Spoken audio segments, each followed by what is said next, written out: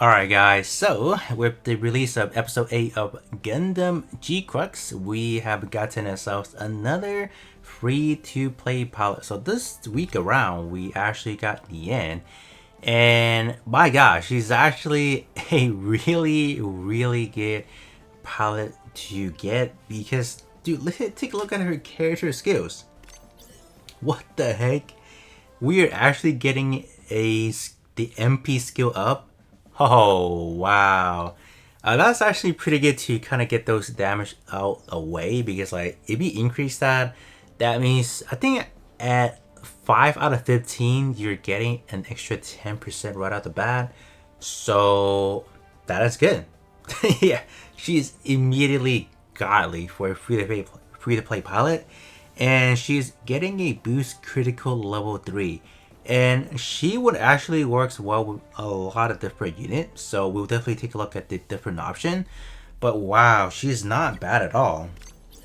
As far as the character ability, she is going to be getting the basic damage increase, and unfortunately she does lean towards the melee just a smidge, but I don't think overall it's not gonna make her like a melee centric pilot by any means. And as far as the affinity skills or ability, it is just gonna be working with any unit from the G-Quick series, which I feel like right now we are definitely lacking a lot in general. So once we get more G-Crux unit, this is gonna be better by the minute. But as of right now, that affinity skills or the ability is not gonna be as I would say well used unless you're using it with G-Crux, which I feel like Machu is just overall the better palette.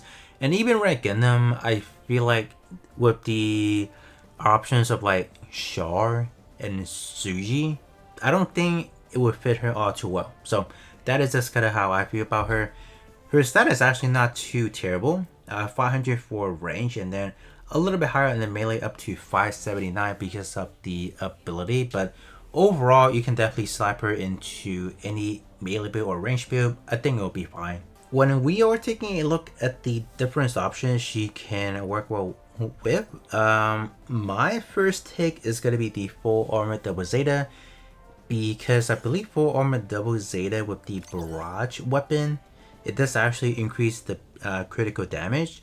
And if you also counter in the base critical rate 10% and the extra 30%, you are now up to a 40% chance of actually popping your critical damage attack. So that does actually benefit full armor double zeta a little bit better.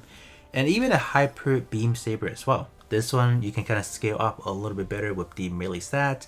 And this one also does increase weapon power by 12% the closer you are. So this one is definitely a pretty good one to use as well, I feel like. So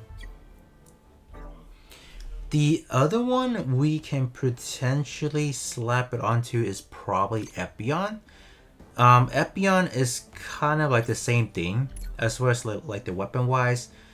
Beam Sword can actually take advantage of it, same thing as the Beam Sword max power, because both of them does have a base critical rate of 5 to 10%.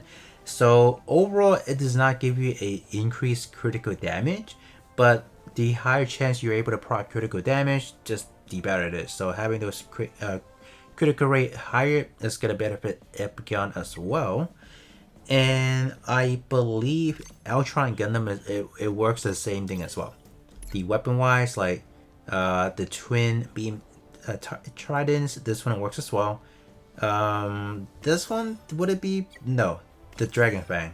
Yeah, the Dragon Fang would be much more appropriate because it does actually have a built-in increased critical damage by 20%. So if you can get up to 40% critical rate, I mean, chances are popping those critical damage is gonna be higher. So it's not bad.